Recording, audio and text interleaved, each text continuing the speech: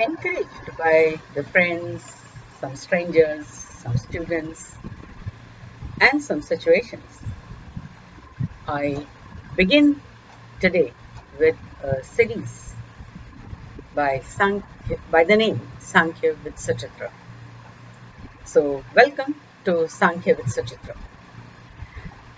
I plan to do a couple of videos based on a foundation program I had prepared for making people aware of this lesser known philosophy called Sankhya.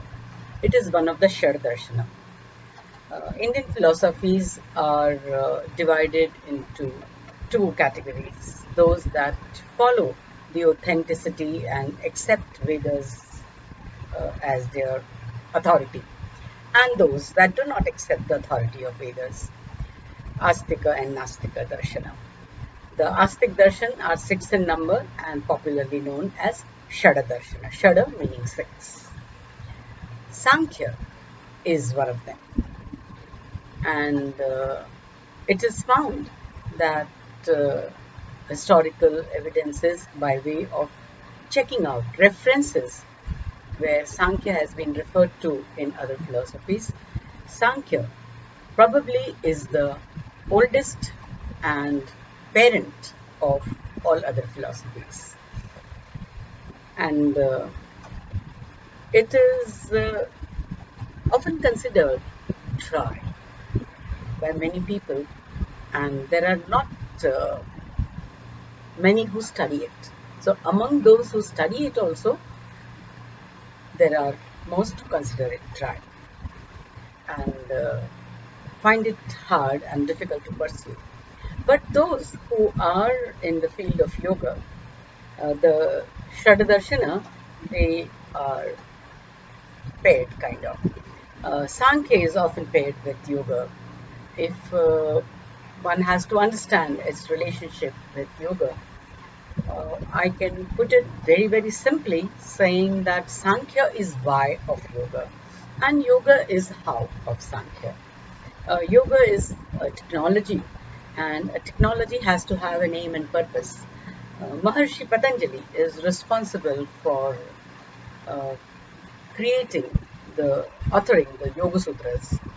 Yes, Yoga Sutra is authored, he is not the author of yoga, but he compiled all the knowledge of yoga that existed at that time and grafted it on the philosophy of Sankhya, because of all the philosophies, the philosophy of Sankhya came closest to what the yoga aimed at to achieve and the way it has to be worked at. So, Sankhya and yoga are always talked of together. They have many concepts that are common and borrowed from each other, and the aim and purpose is the same for both. They may state it in a slightly different manner. So, Sankhya. Maharshi Kapil is co-founder of Sankhya. It is said that Kapil Muni were born of a pure mind out of the previous birth's actions, the sanskaras that he was born with. And therefore, and he had no guru, he realized Sankhya. Sankhya dawned on him. So, Sankhya is said to be that kind of philosophy. Uh, of course, then he taught it to Asuri. There was Panchashika, who was a student of Asuri. And later on, today, what is available to us of Sankhya is Sankhya Karika of Ishwar Krishna. Ishwar Krishna systematically put all the concepts of Sankhya and composed 72 karikas. Karika is a form of verse, and these karikas are available. Like all other works of ancient time in Sanskrit, even karikas required some amount of, a lot of rather, interpretation. it requires supporting bhashya on it. And in my study and all, I have found Vachaspati Mishra's commentary on Samkhya as very well to understand Samkhya well. So I will base this series on that. To understand the concepts of Samkhya, another source, a good source, is a publication from Kapil Mutt called Epistles of Samkhya. And Epistles of Samkhya is practical suggestions by a Samkhyite, Shree Dharmamegaranya, the student of Hariharanandaranya, another great Samkhyite. And epistles are the letters exchanged and some talks given or some essays written by Sri Dharmamegaranya. Their concepts of Samkhya are better understood also from Catechism of Samkhya, again another publication of Kapil Mutt. So, based on this, and of course, I would not be in a position to understand any of this without a direct teacher, my own preceptor, Revered Guru, Dr. Jayadeva. In the modern time, he is one of the few who lived and taught Samkhya. He did his PhD on the Shanti Parva of Mahabharata, wherein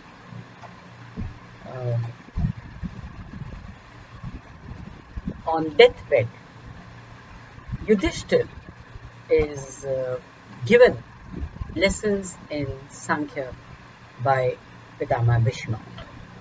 So, in that, there is a particular emphasis paid on the Bhavas of Buddhi, which you can see also in Karika of Vishwakrishna, reflecting in so many different ways.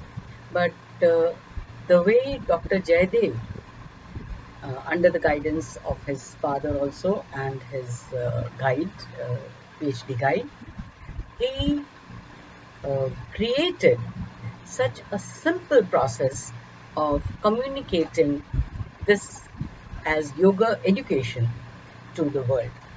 It has been made so simple, and concepts have been connected to life so clearly and practically that the whole process follows naturally once you are on the track. So the Bhavas of Buddhi, Dharma, Jnana, Vairagya, Aishwarya, if lived by through the Sattvic Bhavas, the life can become nothing less than spiritual progress.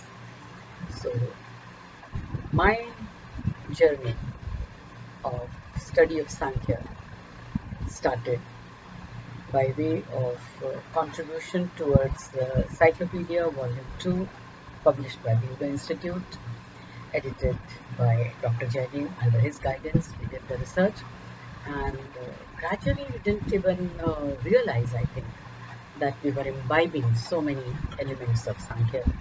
And one fine day, under his guidance, while I continued to work and do various projects, I didn't know I was learning so much of Samkhya there, and he asked me to start teaching Samkhya, and subtle guidance from him, the subconscious learning of Samkhya that had happened. These were the two books that I really looked at and studied to structure the course. But the understanding came through all the talks and discussions that we have with Dr. Jayadeva. So this series is dedicated to my preceptor, Dr. Jayadeva. Do subscribe to this channel on Samkhya with Suchitra if you are interested in keeping up this dying philosophy, without which all the other philosophies will become incomplete.